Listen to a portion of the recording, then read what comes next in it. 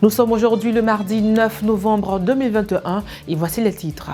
La population de Bingerville aujourd'hui confrontée à plusieurs réalités sur le terrain, notamment le problème de vivre et de transport. Quelles en sont les raisons? Les réponses dans ce journal.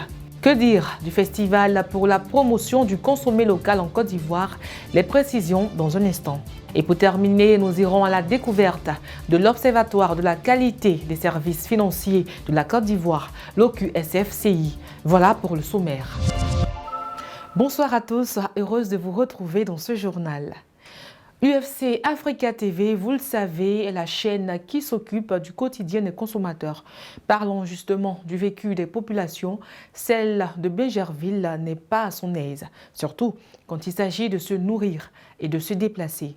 À ce propos, le coordonnateur de l'UFC de la dite localité s'exprime au micro de Christian Gokra. Suivons ensemble. La vie chère en Côte d'Ivoire, surtout à Abidjan et dans ses agglomérations, est une réalité. À Bingerville, le coût du transport ainsi que les réalités du marché sont loin d'être à la portée des consommateurs. Ainsi, lutter pour le bien-être des populations dans cette ville est une lourde responsabilité que s'attelle à mener au quotidien la section UFC Bingerville. Aujourd'hui, on ne sait pas combien coûte Bingerville à Djamé. Parce que tantôt c'est 500, tantôt c'est coût de route 500, tantôt, donc il y a toujours une variation au niveau du transport sur Bingerville à Djamé. À Bingerville, le marché vient d'être déplacé. Le marché a été déplacé, mais le nouveau site n'a pas été aménagé comme il se doit pour recaser les commerçants. C'est un véritable problème. Aujourd'hui, le site en question, dès qu'il y a une petite averse, on se retrouve dans une mare. C'est une mare, c'est une boue énorme dans laquelle les populations doivent se forcer pour aller faire leur marché.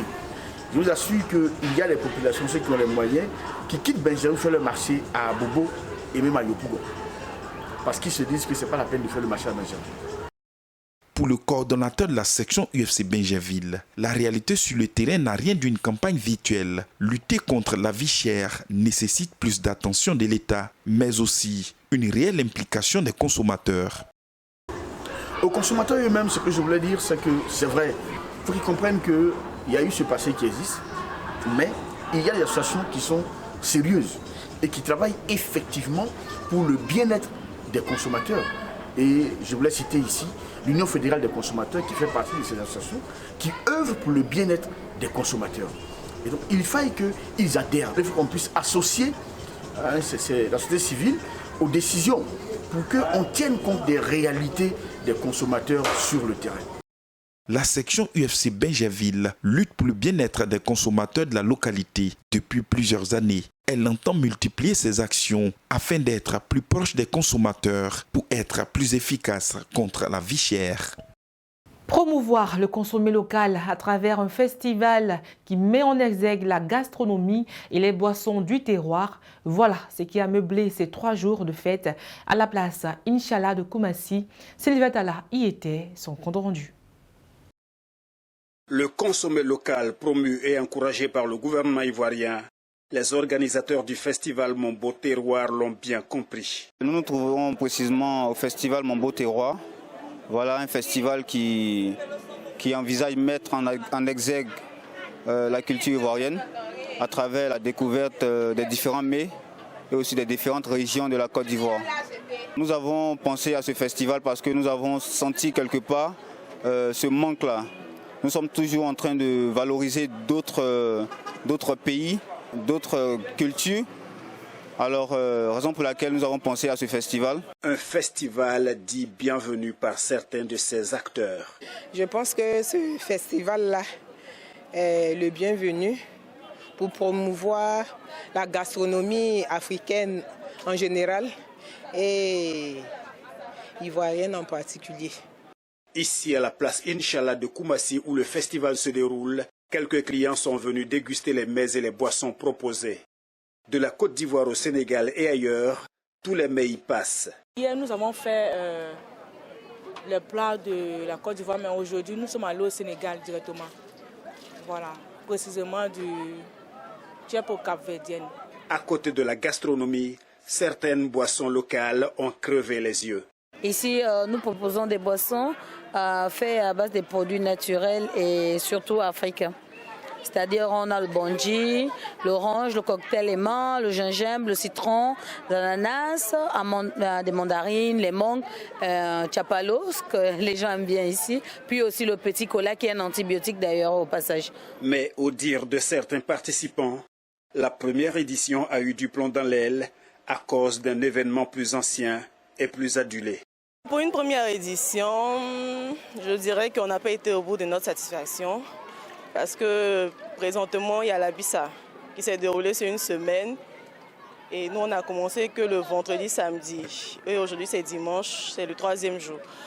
Et tout le monde est de l'autre côté. Avec un partenaire de taille tel que la municipalité de Koumassi, le pari de cette édition d'initiation, même si elle n'a pas drainé du monde, a tout de même, aux yeux des organisateurs, été gagné. Je pense que pour une première édition, nous avons fait le nécessaire et il faut dire qu'il y a satisfaction quelque part. Et c'est ce dimanche que les lampions se sont éteints sur la première édition de ce festival Mon Beau Terroir. Le Premier ministre ivoirien Patrick Hachi a rassuré hier à Abidjan lors d'une conférence de presse les populations de la poursuite des efforts du gouvernement en matière des services sociaux de base afin d'améliorer les conditions de vie. Selon le chef du gouvernement, au niveau du progrès social et du développement du capital humain, d'importants projets ont été réalisés, mais les efforts seront poursuivis dans les secteurs de l'emploi, de la santé, du logement, de l'accès à l'eau potable, de l'électricité et de la mobilité. À cet effet, un second programme social du gouvernement d'une durée de 3 ans rentrera en vigueur dès janvier 2022 avec 5 priorités, à savoir la lutte contre la fragilité dans les zones nord frontalières, l'éducation et la formation, l'amélioration des conditions de vie en milieu rural et l'autonomisation des femmes, l'insertion professionnelle des jeunes, le service civique et la couverture sociale des populations précaires. Ce vaste projet doit pouvoir se réaliser grâce au budget de la Côte d'Ivoire qui s'établit à 9 901 milliards de francs CFA pour 2022. Quand il s'agit d'économie, les services financiers bataillent auprès des populations pour mieux se faire connaître. C'est dans cette optique que l'Observatoire des services financiers a réuni ce mardi des hommes de médias et certaines fêtières du monde des finances de la Chambre de commerce. Denis Kouman y était son compte rendu. L'Observatoire de la qualité des services financiers de Côte d'Ivoire au QSFCI, créé depuis 2016, est un organe rattaché au ministère de l'économie et des finances. Au cours d'une conférence de presse organisée ce 9 novembre, l'Observatoire a entretenu les hommes de médias ainsi que plusieurs acteurs du monde financier sur ses missions, ses réalisations ainsi que ses perspectives. Elle entend par ce genre d'initiative vulgariser davantage ses actions ainsi que ses outils. Une première catégorie de plateformes et d'outils porte sur des outils de protection du consommateur. Le site comparateur est un outil emblématique. Celui-là, c'est un outil qui a 3 objectifs. Il s'agit d'assurer donc la transparence des services qui sont facturés par les institutions financières. D'autre part, de permettre donc à l'usager actuel des services financiers, mais le prospect, celui qui potentiellement peut utiliser donc ces services financiers-là, de procéder à des comparaisons. Et enfin, cet outil-là, à bien des égards, renforce la compréhension du public, de l'internaute qui y va, et donc en cela, à certains égards, porte la mission également d'éducation financière. Les organisations de consommateurs ont salué l'initiative.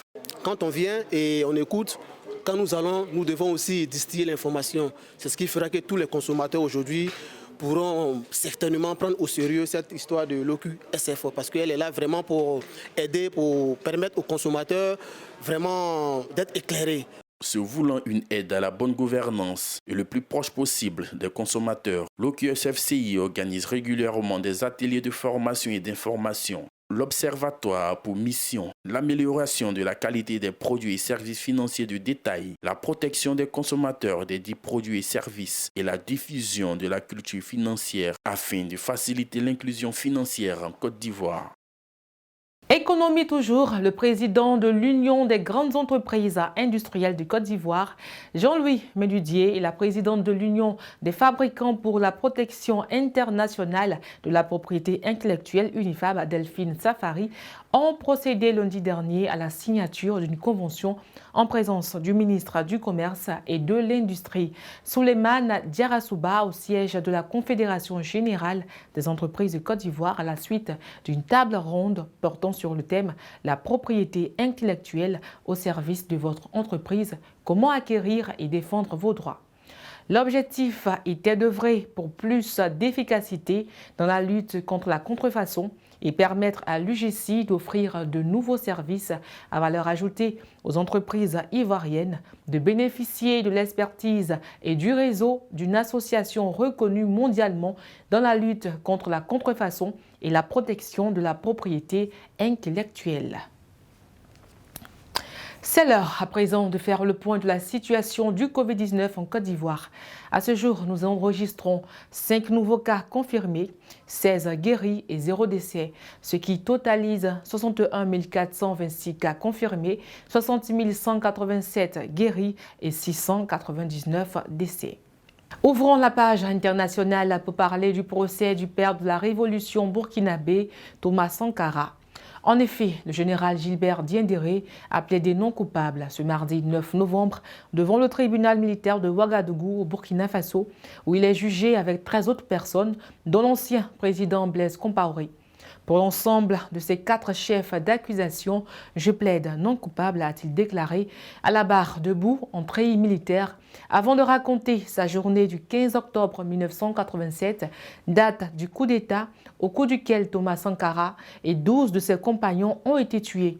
Pour justifier ses dires, il a expliqué s'être rendu dans l'après-midi au terrain de sport du siège du commandement militaire du Conseil national de la Révolution lorsqu'il a entendu des coups de feu.